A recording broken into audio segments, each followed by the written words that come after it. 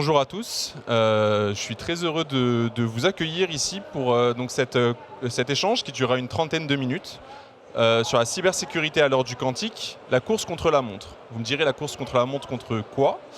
Eh bien contre le Q-Day. Le Q-Day, c'est le jour où les algorithmes cryptographiques qu'on utilise au quotidien dans nos échanges sur Internet deviendront vulnérables face à une machine quantique qui aura la puissance de calcul pour briser ces algorithmes. Et donc, toute cette question du Q-Day, c'est est-ce qu'on reste les bras croisés en attendant qu'elles arrivent ou est-ce qu'on prend des initiatives juridiques, de recherche et industrielles pour qu'ils se passent de manière la plus fluide possible, je dirais. J'ai la chance d'avoir un panel devant moi où on regroupe ces trois domaines. Donc, j'ai Karine Bannelier, qui est directrice du Grenoble-Alpes Cyber Security Institute, Michael Carmona, qui est en charge de la division Hardware Security au CEA Leti, et enfin Carlos Moreira, qui est CEO de SEAL SQ et IC Alps. J'ai une première question, je vais me tourner vers vous, Michael. Donc vous travaillez sur la sécurité des composants. Quelle est la menace dans votre secteur précisément et pourquoi il faut agir maintenant alors que l'ordinateur quantique n'est pas encore opérationnel? Bonjour.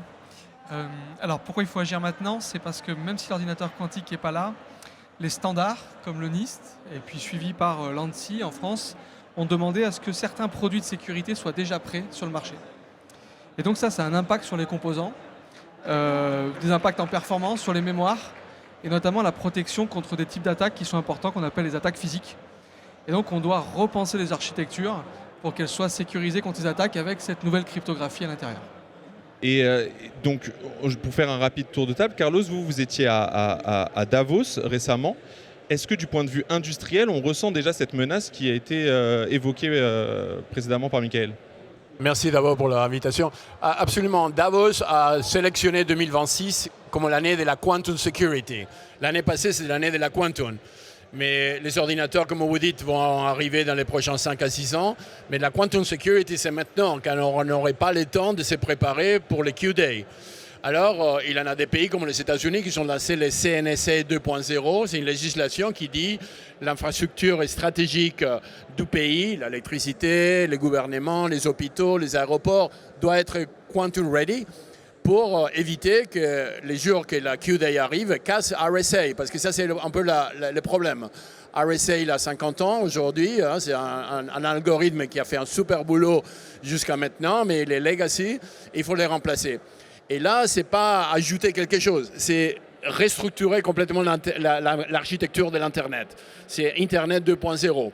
C'est très complexe, il faut le faire très vite, on a très peu de temps et il faut avoir l'expertise de savoir le faire. Voilà les enjeux. Et du coup, on a rapidement abordé avec vous les questions juridiques, en tout cas les questions de standardisation côté américain. Côté européen, où en est-on? Est-ce qu'on ressent aussi cette urgence dans les institutions juridiques européennes, Karine? Alors en Europe aussi, hein, l'enjeu est immense puisqu'il y a vraiment ici une concurrence mondiale dans ce domaine.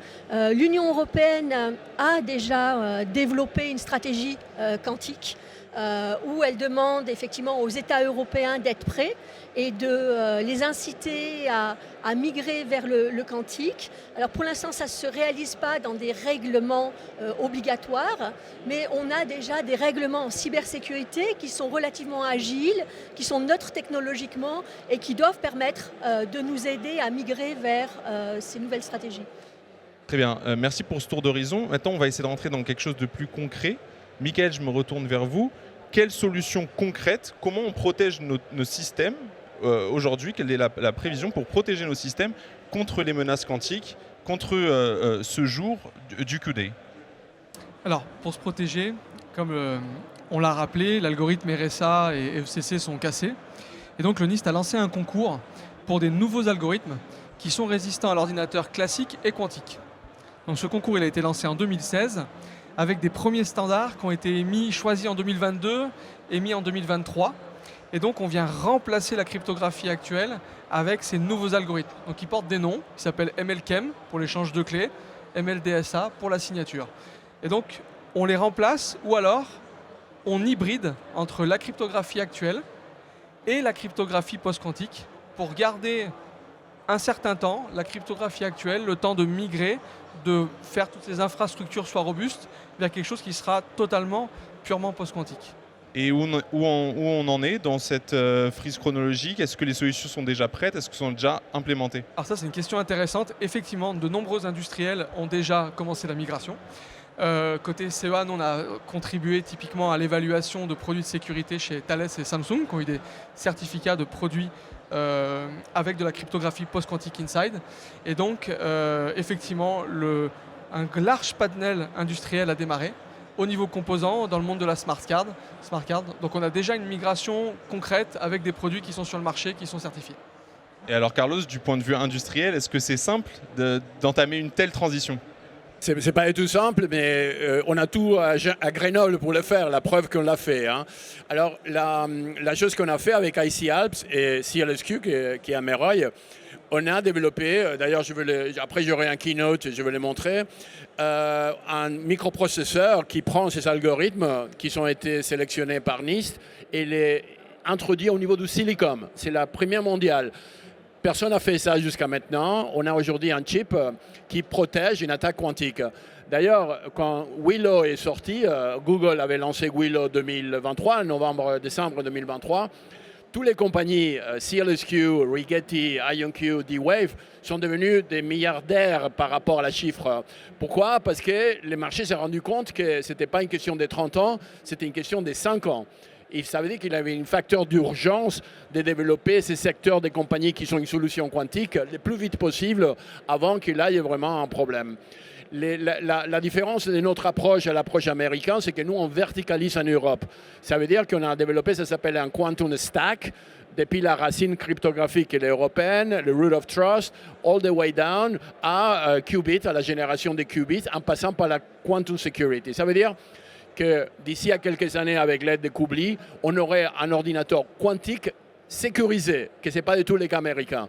Parce que les ordinateurs quantiques ne sont pas des éléments de sécurité. Un ordinateur quantique pourrait casser un autre ordinateur quantique s'il n'avait pas les éléments de sécurité. Voilà les savoir-faire qui se trouvent ici à Grenoble, à Meroy, à Genève. Et c'est pour ça qu'on est en train de développer ça qu'on appelle les highway, quantum highway, des connectants, ces pôles d'excellence pour développer une solution verticalisée, souveraine européenne. Comme ça, on n'a pas à avoir des problèmes dans le futur avec les Américains, les Chinois, les Russes. On aurait notre solution verticale.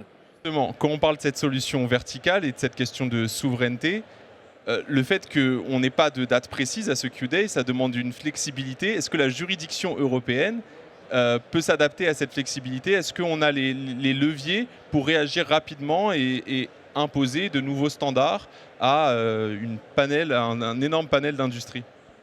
Alors, effectivement, de toute façon, dans la stratégie européenne 2030, c'est une année 2026 déjà, elle demande aux États d'avoir vraiment travaillé sur les vulnérabilités et d'avoir fait un panorama des besoins. Et 2030, c'est une date très importante pour l'Union européenne où il doit y avoir eu des migrations pour les infrastructures critiques. Donc, de ce point de vue, l'Union européenne est prête. La question est de savoir comment on peut traduire tout cela aussi en règles de droit obligatoires. Comme je l'ai dit, pour l'instant, on n'a pas de règles juridiques qui imposent ces migrations. On a des incitations, mais il est clair que pour un certain nombre d'infrastructures, ces migrations vont être quasiment obligatoires dans la mesure où DORA et NIS2, qui sont donc des directives en matière de cybersécurité, demandent en fait aux entreprises d'évoluer en matière de cybersécurité en fonction de l'état de l'art et de la menace. Et donc, très logiquement, en vertu de l'état de l'art et de la menace, ces entreprises critiques, ces institutions critiques vont être obligées de migrer vers le quantique très rapidement. Et cette attente du Q-Day arrive dans un contexte géopolitique un peu particulier. On est en train de revoir nos relations avec les États-Unis, ici en Europe. Du coup, Karine, je sais que vous parlez d'un effet Bruxelles. J'aimerais savoir plus définir ce terme et surtout savoir, côté juridique, est-ce qu'on se base encore, on prend encore comme référence des standardisations comme le NIST, ou est-ce qu'on essaye vraiment de créer une route qui est complètement parallèle ou différente, ou est-ce qu'on continue à travailler avec nos collègues américains? Alors bon, le NIST montre qu'on a travaillé vraiment avec les Américains, puisque l'ANSI, les laboratoires européens étaient là pour créer ces nouveaux standards. L'effet Bruxelles, c'est un point qui est très important. L'effet Bruxelles, c'est la capacité des Européens à imposer un certain nombre de règles et de normes en matière notamment de cybersécurité à l'échelle mondiale. C'est ce qu'on a fait déjà avec le RGPD, le règlement général sur la protection des données, où on a eu une capacité d'influence à l'échelon mondial sur la protection des données. Et l'idée de l'effet de Bruxelles, c'est de dire, avec notre capacité juridique, avec ce marché très important européen, pourquoi ne pas essayer d'imposer aussi le point de vue européen, la règle européenne dans d'autres domaines et notamment finalement dans les nouveaux enjeux du quantique. Donc ça c'est vraiment une stratégie importante parce que ce qu'il faut comprendre, c'est que le droit n'est pas simplement de réguler de façon comme un petit peu comme un notaire. Il s'agit vraiment d'un levier stratégique. On a une compétition mondiale économique, technologique et le droit, c'est un levier de puissance. C'est vraiment un outil stratégique pour pousser ou pour attirer nos compétiteurs dans notre zone à nous de confort. C'est très intéressant justement. Est-ce que vous étiez à Davos dans la délégation française, Carlos? Est-ce que cet effet Bruxelles, et du coup, est-ce que le droit, dans un contexte international comme le Forum économique mondial, est utilisé par les Européens? Est-ce que vous sentez dans les discussions que vous avez entre industriels de la délégation française ou même des délégations européennes justement, qu'il y a une attente auprès de la juridiction européenne pour mettre un terrain propice au développement d'industries quantiques en Europe? C'est un sujet complexe car la législation ne va pas aussi vite que la Quantum et surtout après Q-Day. Et surtout, Q-Day, ce n'est pas que Q-Day, c'est QAI Day parce que la Quantum va accélérer l'AI. Il va convertir l'AI en AGI. Et tout ça, ça arrive en même temps. Alors, notre société n'est pas aujourd'hui équipée pour faire face à ça. La législation peut aider pourvu que ça soit une législation positive, pas négative. Ça veut dire une législation qui encourage. Et ça, c'est un peu le cas américain. Ils ont développé la CNSA 2.0 qui dit à l'industrie, si vous êtes Q-Day compliant, on va vous aider. On va vous donner des loans, vous pouvez accéder facilement à des funding, on va injecter de l'argent dans les sociétés. C'était une législation positive. Ce n'est pas une législation de dire on doit contrôler, on a peur, on ne doit pas le faire, qu'est-ce qui serait les cas. Et ça, ce n'est pas clair encore qu'à l'Europe, on n'est pas aussi agile qu'on est aux États-Unis par rapport à la législation. Alors, l'avantage, c'est que les quantum, il n'a pas besoin de législation. Les quantum, c'est une machine, c'est un système. La chose qu'on pourrait imaginer, que les algorithmes du NIST puissent être répliqués. Et pourquoi pas? Ça, c'est une possibilité, même si ce n'est pas essentiel, parce qu'on travaille avec RSA, c'est un algorithme inventé par MIT, et dans 50 ans, on n'a pas eu de problème. Ça veut dire qu'il ne faut faire non plus une obsession. La chose qu'il faut, c'est vraiment se contrôler, se concentrer, c'est de verticaliser la plateforme. Je parle toujours de l'image d'un porte-avions. Il nous faut un porte-avions digital en Europe dans laquelle ces startups qui sont des avions atterrissent, ils partent, ils volent, ils savent où atterrir. Aujourd'hui, ces startups qu'on a, puisqu'on n'a pas de porte-avions digital, vont atterrir dans les porte-avions américains. Et c'est eux qui reprennent la connaissance, les savoir-faire et puis, bien sûr, la valorisation. C'est ça qu'on essaye de faire, développer une plateforme Quantum Ready, dans laquelle l'innovation peut s'agrafer sans avoir besoin d'investir. Les investissements dans les quantum, c'est plusieurs milliards de dollars. Il n'y a aucune start-up qui peut faire ça. Il faut des industriels déjà cotés en bourse, au Nasdaq, etc., pour assumer la responsabilité d'investir dans les porte-avions. Mais c'est ça qu'il faut faire. Il faut se concentrer à être indépendant. Ça veut dire decoupling technology. Si un jour, imaginons qu'il y a un tsunami aux États-Unis, tout s'arrête, nous, on continue à marcher. Voilà les critères de sustainability et sovereignty. Et justement, techniquement, Michael, où en est-on? Quel est le panorama des porte-avions? Est-ce que le porte-avions européen se porte bien contrairement au porte-avions américain? Est-ce que vous, peut-être juste d'un point de vue européen, parce que j'imagine que vous n'avez pas accès à tout ce qui se fait aux États-Unis, mais qu'est-ce qui nous manque ou qu'est-ce qui fait de nous qu'on peut être des acteurs principaux de ce leadership du quantique, de la sécurité quantique en tout cas? Alors je peux répondre du point de vue recherche. Point de vue recherche, il y a quand même pas mal de bases solides en Europe. les chercheurs en Europe ont contribué aux standards qui ont été retenus par le NIST.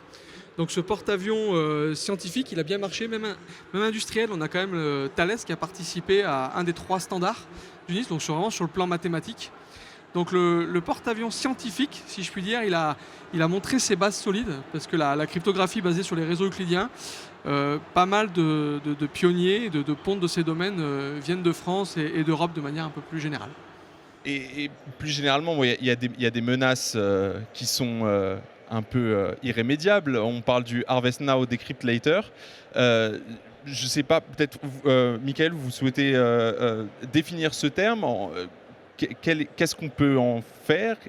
Et en gros, en fait, je trouve que ce terme, bon, je vais le définir. Harvest Now, Decrypt Later, c'est le fait que des acteurs, que ce soit des acteurs malveillants ou bienveillants d'un point de vue européen, ça dépend comment on voit les choses, puissent collecter des données pour ensuite les décrypter une fois que cette machine quantique sera suffisamment stable pour déchiffrer toutes ces informations. La question que j'ai pour vous, techniquement, est-ce qu'il y a une manière de remédier à ce problème? Et est-ce que en fait, cette course contre la montre, c'est pas juste une course pour arrêter ce phénomène de Harvest Now, Decrypt Later? Si, vous avez tout dit. Donc il y a 2 phénomènes qui font qu'il faut basculer assez rapidement avec une sécurité post-quantique. Il y a cette menace-là et le fait que la transition, comme l'a rappelé Carlos, peut prendre 10 à 15 ans quand on change toute son infrastructure numérique. Et donc sur le Harvest Now Decrypt Later, c'est fondamental. Ça veut dire que des données qui sont chiffrées aujourd'hui avec la cryptographie classique seront déchiffrables plus tard avec un ordinateur quantique. Et aujourd'hui, il n'y a pas besoin d'attendre le contexte géopolitique actuel, mais on sent bien qu'on n'a pas envie que certaines communications soient déchiffrées même dans 10-15 ans. Donc il y a un enjeu urgent, surtout pour les États, qui, on sait, sont écoutés par d'autres États. On a intérêt à basculer très vite pour que dans 10-15 ans, on ne puisse pas redécouvrir ce qui s'est passé 15 ans avant, et avoir des conclusions qui peuvent être différentes de ce qui a été conclu sans l'accès à ces données déchiffrées. Donc il y a des enjeux très très puissants pour les États de basculer très vite, parce que les conséquences géopolitiques peuvent être relativement importantes. Oui, tout à fait, je pense que les 2 points sont essentiels. Une chose qu'il faut comprendre, que les choses qui ont été hackées, ils sont déjà dans les contrôles du hacker. Ça veut dire, on va au dark web, et on trouve toutes les informations. On n'a pas la clé pour les décrypter. Et c'est ça que fera un ordinateur quantique. Maintenant, l'ordinateur quantique ne va pas être capable de faire ça s'il a une législation de l'utilisation de cet ordinateur quantique. Car un ordinateur quantique, c'est comme un missile nucléaire, c'est la même chose. Ça veut dire que, d'ailleurs, je parlais avec des experts à Davos dans les nucléaires qui sont en train d'amener des concepts de gestion des nucléaires dans la quantique. Qu'un ordinateur quantique, potentiellement, s'il tombe dans les mains d'un rogue country, pourrait faire les mêmes effets qu'une bombe atomique dans les digitales.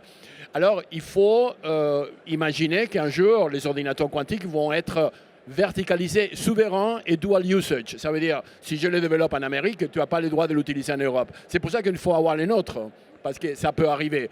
Mais une fois qu'on l'a, il faudra ajouter des critères très bien définis, qui peut l'utiliser et pourquoi l'utiliser. Et justement, Karine, quel est le matelas juridique qu'on a en Europe, internationalement, enfin sur les différentes sphères, en France, en Europe, puis des normes internationales, pour contrôler cette menace? Actuellement, sur la scène internationale, c'est compliqué. Hein, et le problème, c'est que c'est vraiment, là, ce que dit Carlos, c'est vraiment sur la scène internationale que ça va se jouer. Est-ce que les États vont pouvoir se mettre d'accord, comme ils l'ont fait sur le nucléaire, pour encadrer éventuellement cet usage? Et on n'est pas du tout actuellement dans une bonne période. Pas le moment de créer des conventions comme Genève. C'est très compliqué. Hein. On arrive à négocier, puisqu'on est arrivé à négocier récemment entre les États, les Russes, les Chinois, les Américains, une convention contre la cybercriminalité qui peut nous intéresser. Mais actuellement, il y a de telles tensions qu'on voit plutôt une course des États, et ils ont un intérêt pour l'instant à agir au maximum, le plus vite possible, sans régulation, pour avoir la puissance. Et quand ils auront la puissance, alors peut-être qu'ils accepteront de réguler, mais de réguler d'une manière qui ne va pas entraver leur position de puissance par rapport aux autres. C'est ça le risque. Et en plus, excuse-moi Carlos, mais on a la question du flou, parce que chacun travaille de son côté, on ne sait pas trop où qui en est où? Quels sont, selon vous, en tant qu'industriel, en tant que, sur l'aspect juridique, sur l'aspect de recherche, quels sont les pays qui semblent le plus avancés sur ces questions-là? Et plus généralement, on est d'accord que c'est des États qui seraient le plus avancés. Il y a peu de chances que ce soit une organisation cybercriminelle qui puisse collecter en grand nombre un Harvest Now Decrypt Peut-être Carlos pour commencer. Oui, ça me semble finir ces points. Je pense que législation, oui, mais c'est surtout un modèle de deterrence qu'on a utilisé dans les bombes atomiques. J'ai mon porte-avions, tu as les tiens, si tu me lances, je te lance. Ça, on ne l'a pas pour le moment. On n'a pas de deterrence par rapport à la quantique. C'est pour ça qu'il faut développer un ordinateur quantique européen. L'autre aspect de cette problématique, c'est qui va décider. Qu'est-ce que c'est un ordinateur quantique? C'est ça votre question, non? Qui a la responsabilité? Non, au-delà de la responsabilité, dans le panorama, où est-ce qu'on en est? Des indices qu'on a, où on en est avancé dans les recherches, où on en est avancé dans la stabilité de ces ordinateurs? Il a deux philosophies. Il a la philosophie européenne, française surtout, qui est basée, le qubits generation, à partir du semi-conducteur lui-même. C'est un peu le modèle Kubli, CLSQ. Nous, on est en train d'investir sur les semi-conducteurs. Ça va être peut-être un peu plus lent, mais c'est graduel. Ça veut dire que j'arrive à prévoir combien de qubits je peux faire sur une chaîne de 10 ans. Je dis, voilà, 300 qubits, 400, 10 millions de qubits, c'est mon target. Et dans chaque, c'est comme la plongée, dans chaque palier, je peux faire des choses déjà. Je n'ai pas besoin d'attendre 10 ans pour l'utiliser. Je peux, par exemple, avec 100 qubits, déjà faire des cyber security simulations d'une attaque. Si je veux à 10 millions de qubits, bien sûr, je peux trouver la solution pour le sida ou pour les cancers. Mais on a un modèle. Les Américains, ce n'est pas tout ça. Les Américains, c'est basé sur le ion stabilization. Ça veut dire qu'il faut investir 10 milliards avant d'avoir un ordinateur que peut-être ça ne sert à rien. Alors c'est très spéculatif, c'est pour ça que ces compagnies ne sont pas des chiffres d'affaires. Nous, on a des chiffres d'affaires. Alors c'est un pari beaucoup plus solide, plus industriel. Et quel est le pays? C'est la France. Et quel endroit de la France? C'est Grenoble. Ça veut dire que, vous savez, ici, les savoir-faire du semi-conducteur. La France a inventé les semi-conducteurs. Alors on a un avantage gigantesque par rapport aux Américains. D'ailleurs, vendredi, IonQ vient de racheter une compagnie de semi-conducteurs aux États-Unis. Parce qu'ils ont compris que notre modèle il est très, très intéressant. Voilà la bataille. Et du point de vue de recherche, vous êtes directement impacté par ces différentes philosophies ou stratégies de développement. Comment vous le ressentez, vous, en tant que chercheur?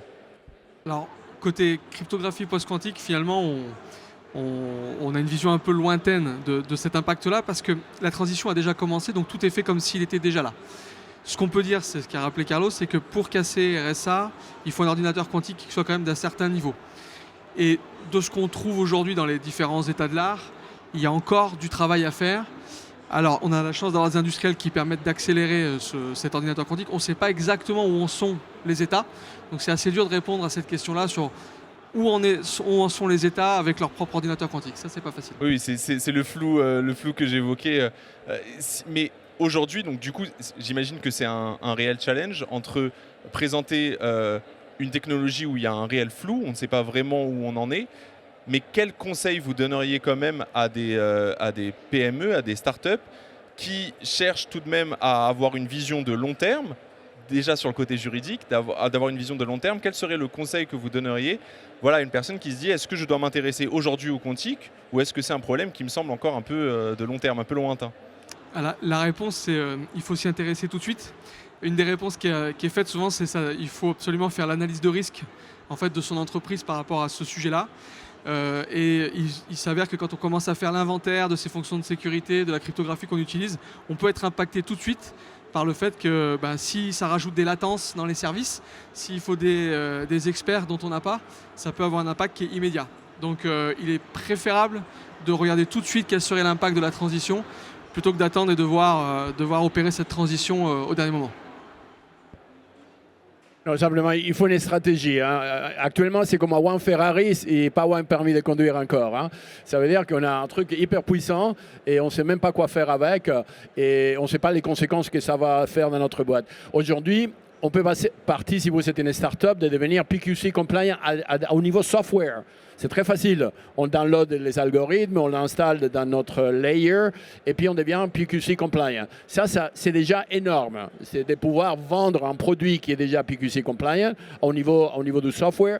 C'est une différence déjà pour les startups. Après, bien sûr, si on peut aller plus loin et développer un robot PQC ou un satellite PQC, c'est une autre évolution, mais celle-là, c'est l'OS de la quantique. Hein. Et ça, c'est à la portée de tout le monde, c'est gratuit. Ces algorithmes, il faut simplement engager un bon étudiant qui puisse installer ça. Et ça permet d'être PQC compliant. Et ça, c'est essentiel. Donc en gros, si je comprends bien, on a une chance, c'est que la solution pour le quantique, elle n'est pas quantique, elle est déjà dans nos mains. Ça, c'est déjà une bonne nouvelle pour les gens qui veulent s'installer. D'un point de vue juridique, qu'est-ce qu'on peut attendre? Est-ce qu'une PME peut s'attendre à avoir une standardisation qui va changer dans les prochains mois, dans les prochaines années? Ce qu'il faut penser pour les entreprises actuellement, c'est qu'avec notamment la directive NIS 2 et avec la directive DORA, qui sont 2 directives en matière de cybersécurité, on a quand même énormément d'entreprises, mais aussi des collectivités territoriales, qui doivent évoluer en matière de cybersécurité.